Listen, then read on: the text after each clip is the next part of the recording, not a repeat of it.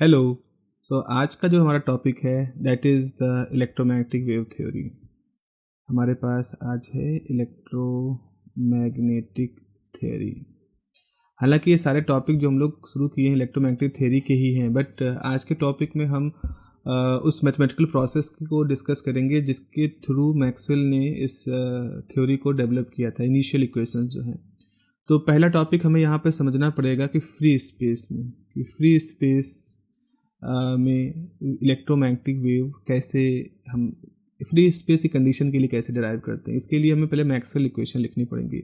So we need to write the Maxwell equations for the free space के लिए Maxwell equation. Free space का एक journal जो मतलब बहुत ही स्पेसिफिकली ना जाए कि वैक्यूम क्या है, ट्रू वैक्यूम होता है कि नहीं, तो सिंपली एक ऐसी जगह जहाँ कोई चार्ज ना हो और जहाँ कोई करंट डेंसिटी ना हो। जब चार्ज नहीं है तो उनकी फ्लो की वजह से कोई करंट या करंट डेंसिटी भी नहीं है। तो मैक्सवेल ने इक्वेशन जो लिखी थी, तो पहली तो इक्वेशन उनकी थी जो गॉस लॉ है। अब गॉस लॉ में क्या होता है कि राइट साइड में रो होता है charge density, volume charge density, पर फ्री स्पेस में नहीं होगा, तो ये हमारा जीरो हो जाएगा। दूसरी इक्वेशन जो थी जिसको कहते हैं कि मैग्नेटिक मोनोपोल एग्जिस्ट नहीं करता, तो वो हमारे पास है। तो this is equation number 1, this is equation number 2। उसके बाद जो तीसरी इक्वेशन है वो है Faraday law, that is the curl of E minus del V by del T. And the fourth equation is modified Ampere law, जो कि था mu naught J plus mu naught epsilon naught del E by del T. यहाँ मैंने आपको पूरी equation लिखी है, लेकिन इस थ्योरी के हिसाब से फ्री स्पेस में जे जीरो हो जाएगा, तो अल्टीमेटली हमारे पास ये जो टर्म होगा ये जीरो हो जाएगा। तो मैंने तो यहाँ इसको लिख दिया पूरा मॉडिफाइड, आप इसको स्किप कर सकते हो। तो आप सिर्फ आपके पास ये इक्वेशन और ये रह जाएंगी। तो इक्वेशन नंबर 3 हो गई, इक्वेशन नंबर 4 हो गई। अब हम कुछ मैथमेटिकल उसमें ट्रिक्स देखेंगे कि आप क्या करिए। टेकिंग कर्ल ऑफ इक्वेशन 3, मतलब आपको डेल का क्रॉस प्रोडक्ट लेना है। आपको डेल के साथ इस पूरी इक्वेशन का क्रॉस प्रोडक्ट लेना है। तो इसका मतलब ये है कि आप कहोगे del cross E is equal to del cross minus del B by del T, यह आप कहोगे। ठीक है, अब हम इसको आगे बढ़ाते हैं।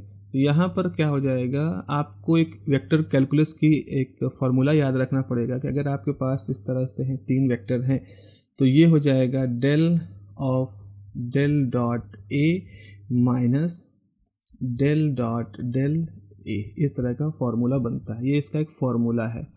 तो इस फार्मूले के हिसाब से आप देखोगे तो आपके पास वैल्यू आ जाएगी del gradient of this whole quantity minus del square E, del dot del square हो जाएगा, बराबर अगर हम minus del by del T बाहर निकाल दें तो ये डेल क्रॉस बी हो जाएगा।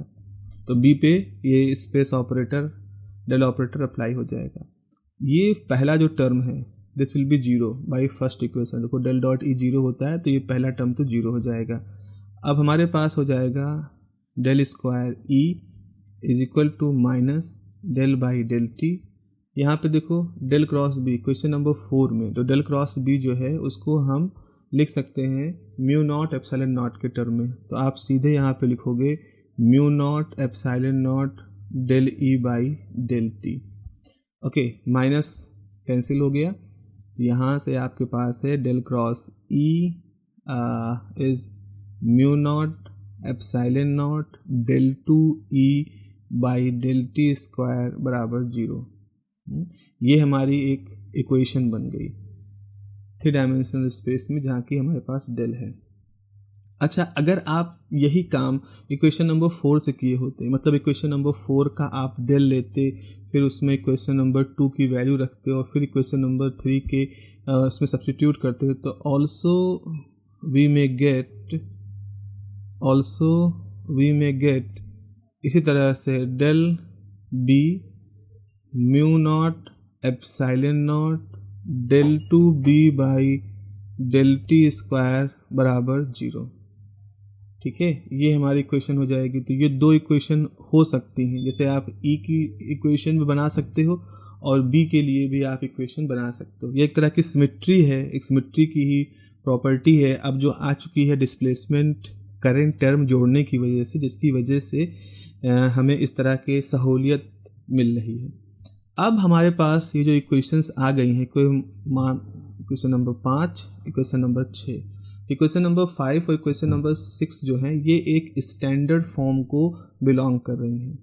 एक स्टैंडर्ड फॉर्म होता है वेव इक्वेशन का, एक स्टैंडर्ड फॉर्म होता है वेव इक्वेशन के लिए, जो कि न्यूटन ने आप कह लो डेवलप किया था, standard form of wave equation. उनके हिसाब से जब भी कोई वेव प्रोपोगेट करती है, चूँकि न्यूटन के ज़माने में तो मीडियम को ज़रूरी था कि अगर कोई वेव चल रही तो उसके लिए मीडियम बहुत ज़रूरी है। तो उनका ये कहना था कि आप जैसे वन डायमेंशन में अगर हम लिखें इक्वेशन तो del 2f by del x 1 by V square d2f by dt square is equal to 0, इस तरह की एक इक्वेशन न्यूटन ने अपने समय में डेवलप की थी। अब यहाँ पर f क्या है? f जो है वो है वेव की प्रॉपर्टी, वेव की प्रॉपर्टी है। ये ऐसा फंक्शन है जो कि वेव की प्रॉपर्टी के साथ जुड़ा हुआ है। जैसे साउंड वेव है, एक मैकेनिकल वेव है, तो जब वो चलती है तो मीडियम की जो डेंसिटी होती है वो चेंज होती है। तो आप कह सकते हो कि आप f को इक्विवेलेंट ले सकते हो डेंसिटी ऑफ एयर के, है ना। यही तो होता है ना, कंप्रेशन होता है, फिर एयर फ्रैक्शन होता है, फिर कंप्रेशन होता है, फिर एयर फ्रैक्शन होता है। तो लॉन्गिट्यूडनल वेव इस तरह से हवा में चलती हैं जब मीडियम के पार्टिकल की डेंसिटी किसी पर्टिकुलर पॉइंट पे बढ़ जाती है और किसी पर्टिकुलर रीजन में घट जाती है। इसको कंप्रेशन, एयर फ्रैक्शन हम लोग कहते हैं, एक्सपेंशन, कंप्रेशन, जो भी आप उसको कहें। तो इस तरह से वेव प्रॉपर्टी जो होती है वो f से डिनोट हो रही है। अब हमारे पास जो हमारी वेव है, अब यहाँ x है, तो अगर हम x, y, z तीनों में लिखेंगे तो 3 डायमेंशन में ये इक्वेशन ऐसे लिखी जा सकती है। इस तरह से हम इसको लिख सकते हैं। अब ये जो स्टैंडर्ड वेव इक्वेशन है 3 डायमेंशन की, ये हमारी जो पिछली इक्वेशन है, जैसे ये 5 और 6, इनसे काफ़ी कुछ मिल रही है। जरा हम यहाँ लिख के देखें तो d2e mu naught epsilon not d2e by dt square बराबर 0 इलेक्ट्रिक की फील्ड में है, और d2b बराबर mu naught epsilon not d2b by dt square बराबर 0 मैग्नेटिक कंपोनेंट के फॉर्म में। देखो एक इलेक्ट्रिक कंपोनेंट के फॉर्म में, एक मैग्नेटिक कंपोनेंट के फॉर्म में। तो इससे आपको मिलती जुलती दिख रही है। तो हमारी ये दोनों इक्वेशन स्टैंडर्ड वेव इक्वेशन की जैसे दिख रही हैं। बस अंतर कितना है? अंतर ये है कि अब इस बार हमारी इलेक्ट्रोमैग्नेटिक वेव में जो वेव प्रॉपर्टी वाला टर्म था वो या तो इलेक्ट्रिक है या मैग्नेटिक है। तो इन्हीं दो तरह के कंपोनेंट के इन्वॉल्वमेंट की वजह से मैक्सवेल ने, आप कह सकते हो, इसको इलेक्ट्रोमैग्नेटिक वेव कहा। मतलब जिसमें इलेक्ट्रिक कंपोनेंट और मैग्नेटिक कंपोनेंट दोनों की ही हिस्सेदारी साफ साफ दिख रही। This is the electromagnetic wave. यहाँ पर E और B एक इम्पॉर्टेंट रोल प्ले कर रहे हैं। इनका वेरिएशन हो रहा है स्पेस के साथ, इनका वेरिएशन हो रहा है टाइम के साथ भी। अब अगर हम कंपैरिजन करें तो 1/v स्क्वायर जो होता है वो आ रहा है म्यू नॉट एप्सिलॉन नॉट।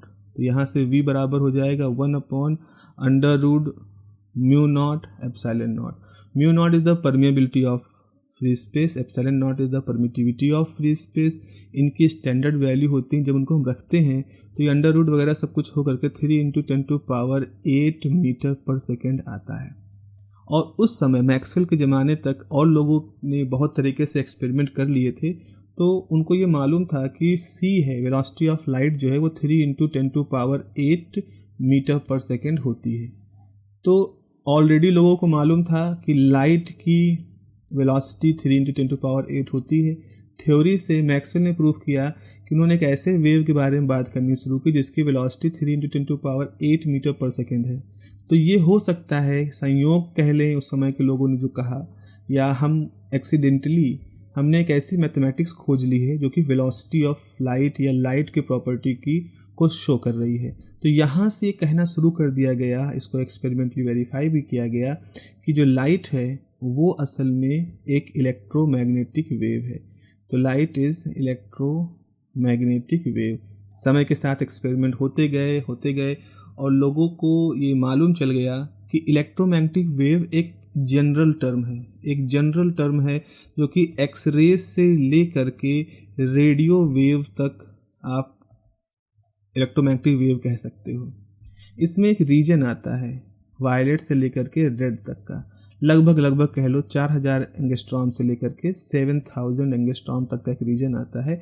जिस रीजन के अंदर जो वेवलेंथ आती है उनको हम लाइट कहते हैं। तो हम जब लाइट वर्ड यूज करते हैं तो इसका मतलब है कि हम इलेक्ट्रोमैग्नेटिक वेव के एक बड़े से स्पेक्ट्रम में से एक छोटे से हिस्से को हमने वहाँ पर कंसिडर करना शुरू कर दिया है। तो ये जो मैक्सवेल्स इक्वेशन थी ये इलेक्ट्रोमैग्नेटिक वेव की इक्वेशन है, यानी कि ये ultraviolet, infrared, short wave, X rays, इस तरह की जो और विजिबल लाइट के इर्द गिर्द के जो स्पेक्ट्रम के हिस्से हैं उन पे भी ये काफ़ी अच्छे तरीके से काम करती है। ये उनके लिए भी एक बहुत ही पावरफुल थ्योरी है और ये थ्योरी जब से डेवलप हुई तब से इस पे लोग डिस्कवरी कर रहे हैं और करते जा रहे हैं। इसके नए नए एस्पेक्ट निकल रहे हैं, मीडियम के साथ इसके नए नए तरह से लोग कैलकुलेशन कर रहे हैं और उनके एप्लीकेशन भी हम लोग देखते हैं।